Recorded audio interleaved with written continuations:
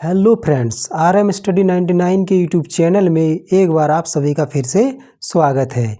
दोस्तों, आज हम लोग क्लास 12 ज्योग्राफी बुक नंबर 3 का चैप्टर नंबर 3 जो स्टार्ट किए थे उसमें हम लोग आगे बढ़ने वाले हैं। दोस्तों, पार्ट नंबर 2 है ये इस चैप्टर का। पहला पार्ट हम लोग कर चुके हैं, ये पार्ट 2 है। आइए देखते हैं इसमें हमें क्या कुछ पढ़ना है, क्या कुछ बाकी था, कौन कौन सा टॉपिक बाकी था। उन टॉपिक को मैंने यहाँ पे लिया है। देखिए, पहला टॉपिक है ग्रामीण नगरीय संगठन। क्या है दोस्तों? ग्रामीण नगरीय संगठन। उसके बाद अगला टॉपिक है साक्षरता। उसके बाद अगला टॉपिक है व्यावसायिक संरचना। दोस्तों, इसके बाद ये चैप्टर कंप्लीट हो जाएगा। उसके बाद आपको मिलेगा इस चैप्टर का MCQ, उसके बाद लॉन्ग क्वेश्चन। तो दोस्तों, MCQ के रूप में ज़्यादा नहीं, केवल 5 ही क्वेश्चन मिलेगा आपको इस चैप्टर में से, मैं चुन के दूंगा। उसके बाद लॉन्ग क्वेश्चन मिलेंगे 3-4 जो एग्जाम में आने लायक हैं, ज़्यादातर जो पूछे जाते हैं। तो आइए दोस्तों, हम लोग स्टार्ट करते हैं। इसमें क्या कुछ दिया है, देखिए लिखा है ग्रामीण नगरीय संगठन। देखिए इसका मतलब क्या होता है, सबसे पहले हम लोग ये समझते हैं ग्रामीण नगरीय संगठन का मतलब क्या होता है। देखिए, ग्रामीण नगर, दो चीज़ को देखिए। यहाँ पे क्या पढ़ना है हमें? जनसंख्या। जो ग्रामीण जनसंख्या है उनका आप देखिएगा कार्य क्रियाकलाप अलग अलग होते हैं। जो नगरीय जनसंख्या होती है उनके कार्य क्रियाकलाप अलग अलग होते हैं। तो ये जो आपको ग्रामीण नगरीय संगठन जो दिया है, ये टॉपिक आपको इसलिए दिया है कि आप ग्रामीण जनसंख्या और नगरीय जनसंख्या की पहचान किस आधार पर करेंगे। कैसे जानेंगे कि ये जनसंख्या नगरीय जनसंख्या है, कैसे जानेंगे कि ये जनसंख्या ग्रामीण जनसंख्या है। तो देखिए, इसको पहचानने के लिए आपके बुक में ये टॉपिक दिया है और इसको पहचानने का एकदम सिंपल आसान तरीका है। जो ग्रामीण जनसंख्या होती है वो ज़्यादातर प्राथमिक क्रियाकलापों से जुड़ी होती है, और जो नगरीय जनसंख्या होती है वो ज़्यादातर आपका द्वितीयक, तृतीयक, चतुर्थ, पंचम, ये 4 क्रियाओं से जुड़ी होती है। मतलब नगरीय क्षेत्रों में ज़्यादातर देखा जाए तो प्राथमिक क्रिया को छोड़ करके बाकी सभी क्रियाएँ होती है, निरंतर चलती है। उसके बाद अब गांव में यदि देखिएगा तो गांव में आपका बाकी सभी क्रियाकलाप को छोड़ दीजिए, प्राथमिक क्रियाकलाप आपको बहुत ज़्यादा देखने को मिलेगा। लगभग 99% आपको प्राथमिक क्रियाकलाप ही देखने को मिलता है। कुछ परसेंट होगा जैसे कोई दुकान चला रहा है, कोई छोटा मसाले का फैक्ट्री लगाया हुआ है, तो इस तरह के 2-4 मिल जाते हैं, लेकिन आप उसको जोड़ करके नहीं कह सकते कि ये नगरीय जनसंख्या है। बड़ी मात्रा में कौन क्या कर रहा है? तो गांव में बड़ी मात्रा में खेती ही होता है। समझ आ गया? तो वही चीज़ आपका बुक में ये दिया है दोस्तों टॉपिक के रूप में। अब आइए हम उसको समझते हैं जो आपका NCERT के बुक में लिखा हुआ है। क्या लिखा हुआ है NCERT के बुक में? देखिए, निवास के आधार पर जनसंख्या को ग्रामीण और नगरीय में विभाजित करना ही ग्रामीण नगरीय संगठन कहलाता है, क्योंकि दो के कार्य, मतलब यहाँ पे देखिए दोस्तों मिस्टेक है थोड़ा सा, दोनों के कार्य किसके दोस्तों? दोनों के कार्य जो है भिन्न भिन्न होते हैं।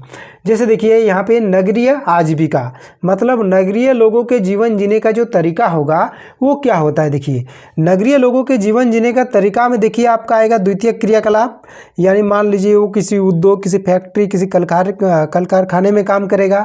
तृतीय क्रियाकलाप या तो बैंक में काम करेगा। चतुर्थ क्रियाकलाप या तो सेवा देने का काम करेगा। पंचम क्रियाकलाप या किसी चीज़ पर वो रिसर्च का काम करेगा। इस तरह की जो कार्य होती है नगरीय आजीविका में शामिल होते हैं, यानी नगरीय क्षेत्र के लोग इस तरह के कार्य में संलग्न होते हैं, जुड़े होते हैं। और ग्रामीण क्षेत्र के जो लोग होते हैं वो किस तरह कार्य में जुड़े होते हैं? देखिए, प्राथमिक कार्य जैसे कृषि, पशुपालन, मछली पालन आदि, इस तरह के कार्यों में ग्रामीण क्षेत्र के लोग जुड़े होते हैं। तो इसी तरह से जो हम लोग ग्रामीण जनसंख्या को पहचान के अलग करेंगे और नगरीय जनसंख्या को पहचान के जो अलग करेंगे, इसी विधि को कहा गया है आपका क्या?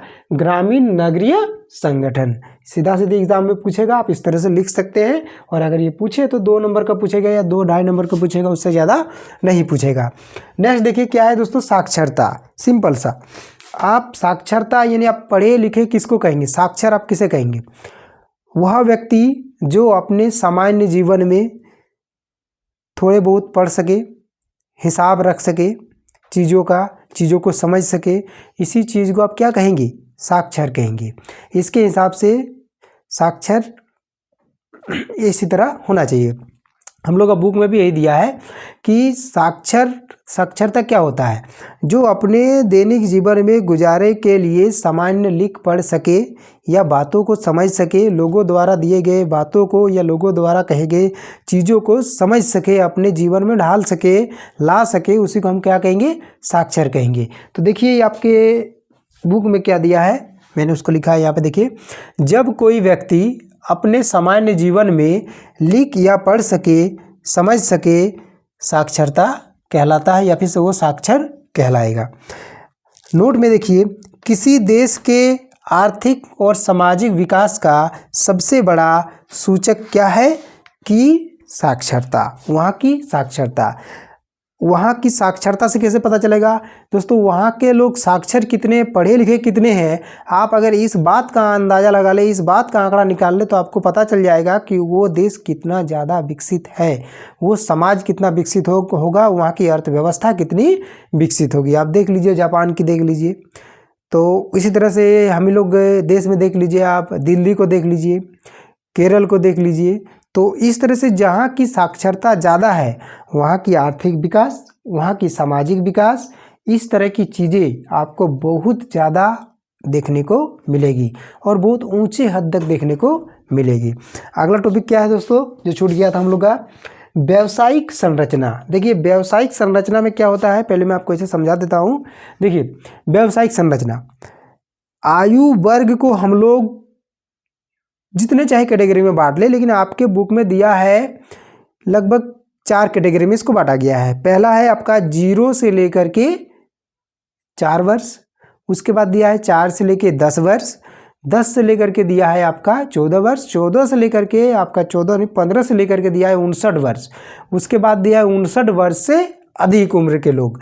तो इसमें पूछा है कि आपका देखिए व्यावसायिक संरचना, व्यावसायिक संरचना कहने का मतलब वे लोग जो कार्य कर सकते हैं, धन अर्जन कर सकते हैं, पैसा कमा सकते हैं। तो ऐसे आयु संरचना को हम क्या कहेंगे, व्यावसायिक आयु संरचना। तो कौन लोग पैसा कमाते हैं, जिनकी उम्र लगभग 15 से एवब हो और 69 तक लास्ट मान लीजिए, क्योंकि उससे अगर आगे जाएगा तो थोड़ा कमाने में दिक्कत होती है, लेकिन लोग मजबूरी में करते हैं, वो अलग बात है। लेकिन जो 15 से लेकर 59 वर्ष की जो आयु संरचना होगी, इसी को हम कहेंगे व्यावसायिक आयु संरचना।